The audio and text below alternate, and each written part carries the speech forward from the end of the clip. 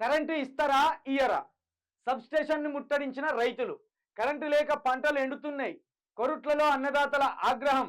వ్యవసాయానికి కరెంటు ఇస్తారా లేదా అంటూ విద్యుత్ సబ్స్టేషన్ ముట్టడించి ధర్నా చేపట్టారు అన్నదాతలు. జగిత్యాల జిల్లా కొరుట్ల నియోజకవర్గం ఇబ్రహీంపట్నం మండలం వర్షకొండలో గత 15 రోజులుగా లో వోల్టేజ్ సమస్యతో రైతులు తీవ్ర ఇబ్బందులు పడుతున్నారు.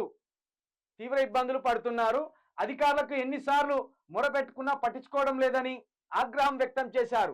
రైతులంతా కలిసి శుక్రవారం విద్యుత్ సబ్స్టేషన్ ముట్టడించి ధర్నా చేశారు. విద్యుత్ సిబ్బందిపై ఆగ్రహం వ్యక్తం చేశారు. కరెంటు ఎందుకు ఇవ్వడం లేదంటూ నిలదీశారు. కరెంటు సరిగ్గా లేక ఒకవైపు అన్నదాతలు ఇబ్బందులు పడుతుంటే సర్కారు మాత్రం గొప్పలు చెప్పుకుంటుందనే విమర్శలు చేస్తున్నాయి.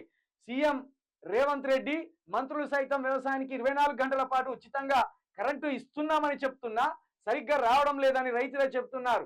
వచ్చే కరెంటు సైతం లో వోల్టేజ్ రావడంతో మోటార్లు నడవక అవి రిపేర్లకు వచ్చి వేల రూపాయలు ఖర్చు పెట్టుకోవాల్సిన పరిస్థితి వస్తుంది. ఇప్పుడు ఇదే రేవంత్ రెడ్డి గారు ఏమన్నారు? ఎలక్షన్ల ముందు మోటార్లకు మీటర్లు పెడతాము అన్నారు.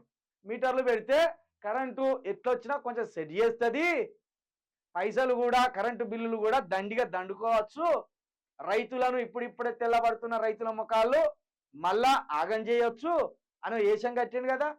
ఇప్పుడు జగిత్యాల జిల్లాలట లో వోల్టేజ్ కరెంటు తోటి రైతులు సతమతం అవుతున్నారట, ఆగమవుతున్నారట, పంటలన్నీ ఎండిపోతానాయట.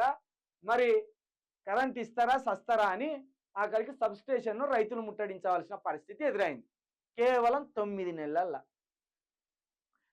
నెలల్లో మళ్ళీ రైతులు వాళ్ళ వ్యవసాయ పనులు విడిచిపెట్టుకొని సబ్స్టేషన్ల దగ్గరికి పోయి సబ్స్టేషన్లో ఉన్న అధికారులను గల్లాబట్టి అడిగేదాకా వచ్చింది.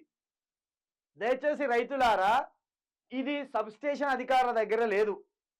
వాళ్ళేమున్నది, కరెంటు సరఫరాను ఏ టైంకి ఎట్లా చేయాలి, లో వోల్టేజ్ ఎట్లా, ఈ హై వోల్టేజ్ ఎట్లా, వాటికి సంబంధించిన బంపర్లు పోతే లేకపోతే సరఫరా నిలిచిపోతే గవి మాత్రమే వాళ్ళు సరి చేయగలరు.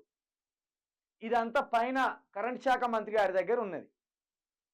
ఈ వ్యవహారం అంతా కరెంట్ శాఖ మంత్రి గారి దగ్గర, అదే ఆయన పైన ఉన్న ముఖ్యమంత్రి గారి దగ్గర ఉన్నది. ఈ కరెంట్ ఎందుకు పోతుంది, ఎందుకు లో వోల్టేజ్ వస్తుంది అనేది. ఇక పైగా మీ జగిత్యాల ఎమ్మెల్యే కొరుట్ల సంజీవ్ ఉన్నాడు కదా, ఆయన అందుకోర్రిగా మన చెమడలు తీర్రి, మీరు గెలిపిస్తే ఎటుపోయినవరా అని అడుగుర్రి.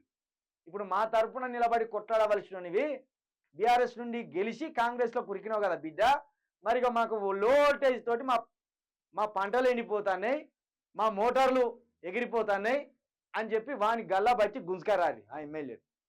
అప్పుడు కానీ మనకి సిగ్గొస్తుంది. కాబట్టి మీరు సబ్స్టేషన్లను ముట్టడించి నిరసన తెలపడం ఓకే, కానీ సబ్స్టేషన్ల మీద దాడి చేయకుర్రి. సబ్స్టేషన్లో ఉన్న అధికారుల మీద కూడా మీరు పల్లెత్తు మాటనకండి.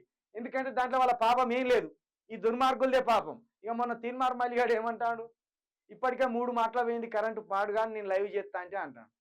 నీకు సిగ్గేలేకపోయారా మళ్ళీగా ఎమ్మెల్సీగా గెలిపిస్తే కూడా మళ్ళీ గదే బుచ్చపేషం ఎత్తా అంటే ఈ వార్తలు చదువుకుంటా. ఇక అది వాందో కథ. ఇక దీన్ని బట్టి తెలంగాణలో కరెంట్ ఎట్లున్నదో అర్థం చేసుకోవచ్చు. తెలంగాణలో 24 గంటల కరెంట్ వస్తుందని రేవంత్ రెడ్డి అంటాడు.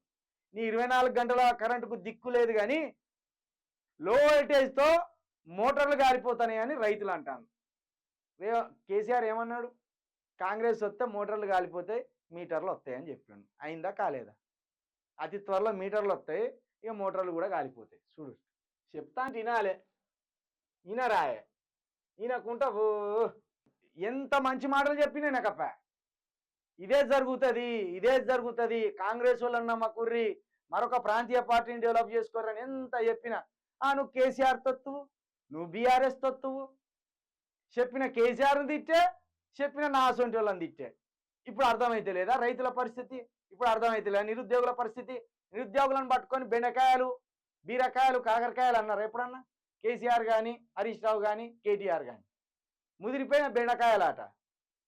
మరి ఈయనే ఓ పిల్లని చూసి పెళ్లి చేస్తే అయిపోయేది కదా ముదిరిపోయిన బెండకాయలకు రేవంత్ రెడ్డి గారు.